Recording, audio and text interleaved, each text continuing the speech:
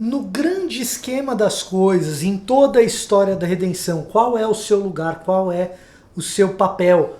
Olá, eu sou o Victor Fontana, esse aqui é o meu canal, ele pode ser um pouco seu também. Para isso, basta que você se inscreva, ative as notificações, deixe um comentário, acompanhe as nossas devocionais diárias, tem canal todo dia, com a Bíblia 365 na versão NVT, nova versão transformadora.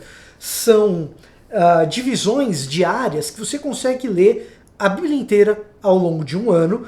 A Bíblia aqui, essa aqui, ela sugere quais as leituras que você tem que fazer naquele dia específico e em um ano você completa a leitura do texto bíblico. Para te ajudar, eu ainda faço um estudo todos os dias em um dos textos sugeridos aqui pela Bíblia 365. Quer ter uma? Passa aqui na descrição, tem o link para você adquirir uma pela Amazon, certo? E hoje eu queria conversar exatamente sobre isso com você.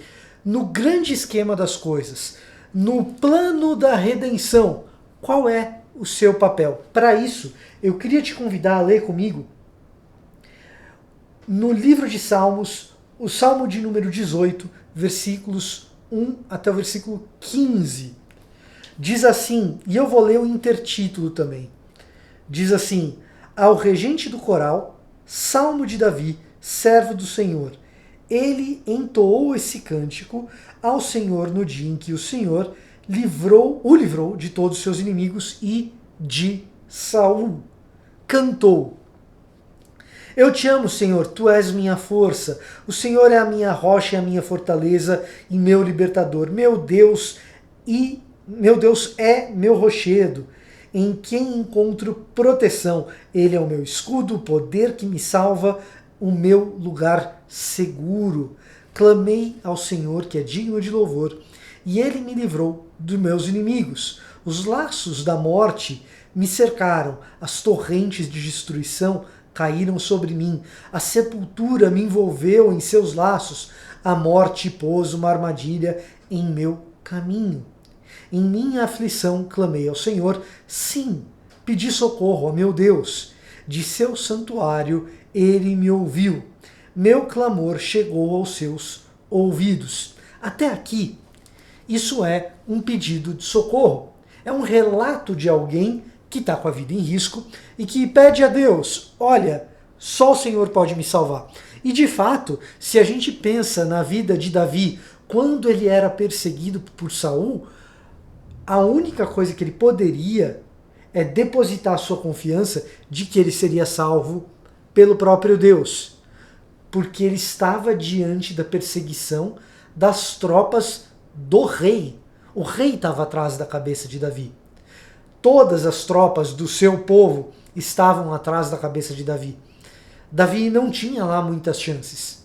É bem verdade que a essa altura do campeonato, o pequeno Davi já não era mais assim tão pequeno e já tinha experimentado as vitórias contra o leão, contra o urso, contra o próprio Golias. Sabia então que, apesar das pequenas probabilidades, com Deus ao seu lado, ele poderia vencer. E até esse momento, esse é um salmo no qual, diante de um grande risco, de um grande perigo, alguém reconhece que foi salvo por Deus. E até esse momento, talvez eu pudesse aplicar isso para momentos de beco sem saída em que eu e você estivemos nas nossas vidas. Mas eu quero te convidar para olhar o que acontece de agora em diante no mesmo salmo. Continuar a leitura para você ver como isso começa a ficar um pouco diferente. A terra se abalou e estremeceu. Tremeram os fundamentos dos montes. Agitaram-se por causa de sua ira. De suas narinas saiu fumaça, de sua boca fogo consumidor. Brasas vivas saíram dele. Ele abriu os céus e desceu, com nuvens escuras de tempestades sob os pés. Montado num querubim, pairava sobre as asas do vento. Envolveu-se num manto de escuridão em densas nuvens de chuva, nuvens espessas escondiam o brilho ao seu redor e faziam chover granizo e brasas vivas. O Senhor trovejou dos céus, a voz do Altíssimo ressoou, em meio ao granizo e às brasas vivas, atirou flechas e dispersou seus inimigos. Lançou muitos raios e os fez fugir em confusão. Então, por tua ordem, Senhor, com o forte sopro de tuas narinas, o fundo do mar apareceu e os alicerces da terra ficaram expostos. E se você lê o relato de Davi, histórico, fugindo de Saul, nada disso aconteceu literalmente. Se você olha o relato histórico que a gente encontra nos livros de Samuel, nos livros de Crônicas, você até encontra uma versão desse poema. Mas é uma versão do poema, a gente não tem nenhuma história que dê conta dessa ação de Deus de proporções cósmicas. O que está acontecendo aqui é que Deus está conduzindo a sua própria história e a salvação do rei, daquele que detém a verdadeira dinastia, aquele que é o homem segundo o coração de Deus, a instalação desse rei, do plano de Deus no seu trono, essa instalação desse trono e desse reinado tem proporções messiânicas e cósmicas. O que eu estou querendo dizer com isso? Eu estou querendo dizer com isso que a salvação de Davi é diferente, e tem que ser diferente, daquela que nós experimentamos quando nós estamos diante de qualquer beco sem saída das nossas vidas. Porque esta aqui, ela tem a ver com a preservação da história planejada por Deus, da linhagem do próprio Messias, da linhagem de Jesus para nós cristãos que cremos no testemunho de Mateus, como a gente já viu aqui no canal.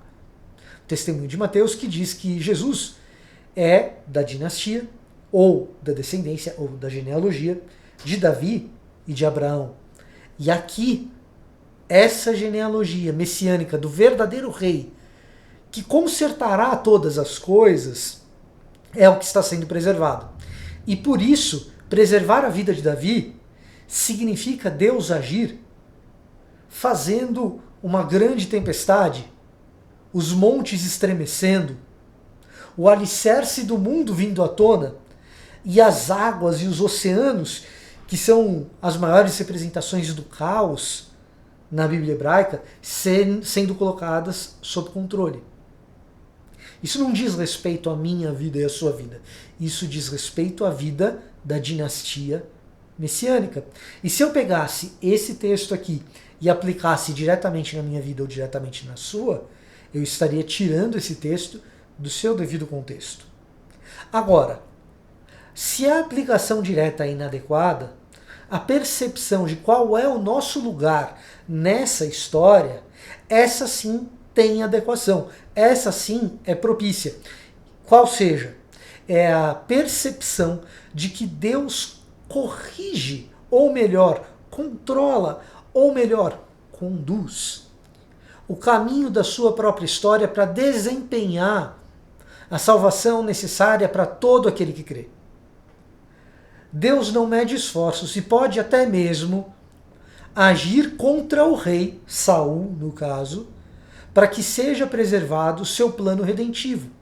E o nosso espaço nesse plano redentivo é de privilegiados seres humanos alcançados por esse plano que Deus preservou ao longo de milênios. E nesse salmo nós temos esse testemunho de um Deus que não deixa de cuidar, de um Deus que não deixa de olhar para esse plano que restaura um mundo corrompido pelo pecado, transformando esse mundo em algo muito melhor do que ele foi criado originalmente, que já era bom. E o convite que nós temos de fazer parte dessa restauração. Por isso, quando eu e você estamos diante de problemas e de apuros, nós podemos, como Davi, clamar ao Senhor e Ele responderá. Nós não devemos esperar esse tipo de ação da parte de Deus de quem vai, e olha o trovão aí, não sei se o áudio captou, mas de quem vai fazer cair trovões e tempestades para destruir os nossos inimigos e simplesmente resolver as coisas num passe de mágica. Não. O que Deus vai fazer é se manter fiel aos desígnios dele, que ele manteve enquanto manteve a história da redenção. E fará na sua e na minha vida aquilo que for necessário para que eu e você tenhamos, assim como Jesus nos prometeu, aquilo com o que vestir e aquilo que podemos comer, buscando em primeiro lugar o seu reino. Esse é o nosso espaço nessa história redentiva. O meu convite é para que você, na sua oração, lembre-se do tamanho do privilégio, que é fazer parte de uma história que Deus conduz, através dos milênios, através dos séculos, nos chamando, inclusive, para assumir o nosso papel como mordomos da sua graça, participantes desse ministério. Essa é a minha oração e o meu desejo para você e o meu recado para hoje. Eu faço o convite. Se inscreva no canal e acompanhe com resiliência 365 dias de devoções diárias com a Bíblia 365 da Mundo Cristão. Tem sido um privilégio estar com vocês. Eu vou ficando por aqui e até a próxima.